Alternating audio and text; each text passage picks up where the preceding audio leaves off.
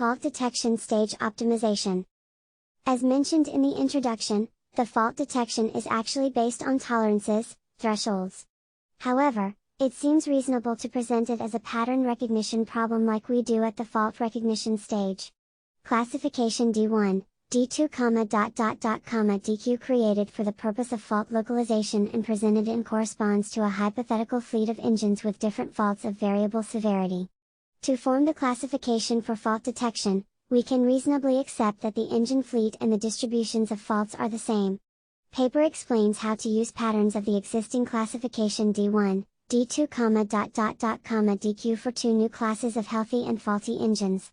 The boundary between these classes corresponds to maximal error of the normalized deviations and is determined as a sphere of radius r equals 1. The patterns, for which a vector of true deviations, without errors, is situated inside the sphere, form the healthy engine class, the others create the faulty engine class. It is clear that the patterns, deviation vectors with noise, of these two classes are partly intersected, resulting in alpha and beta errors during the detection. Illustrates the new classification, the intersection is clearly seen. Two variations of the new classification based on single and multiple original classes have been prepared. Patterns-based classification for monitoring.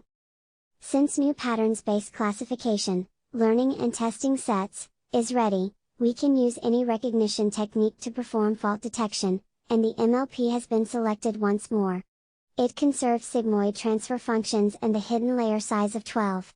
Given that a threshold-based approach, which classifies pattern vectors according to their length, is traditionally used in fault detection, the algorithm with a distance measure, our criterion, was also developed and compared with the MLP. Since the consequences of alpha and beta errors are quite different, alpha error is always considered as more dangerous. Reduced losses C macron equals P beta plus C alpha. C beta P alpha were introduced to quantify monitoring effectiveness, where P alpha and P beta are probabilities of alpha and beta errors. C alpha and C beta denote the corresponding losses, and C alpha C beta are equal to 10. Shows the plots of the reduced losses versus the radius r. For the MLP, the change of Ruas simulated by the corresponding change of the boundary radius during pattern separation in the learning set. It can be seen that the introduction of an additional threshold r, which is different from the boundary, reduces monitoring errors for both techniques. The best results correspond to the minimums of the curves. By comparing them, we can conclude that the network, MLP, provides better results for single classes, and the techniques are equal for multiple classes. In general, for all comparison cases, the MLP slightly outperforms the R criterion-based technique.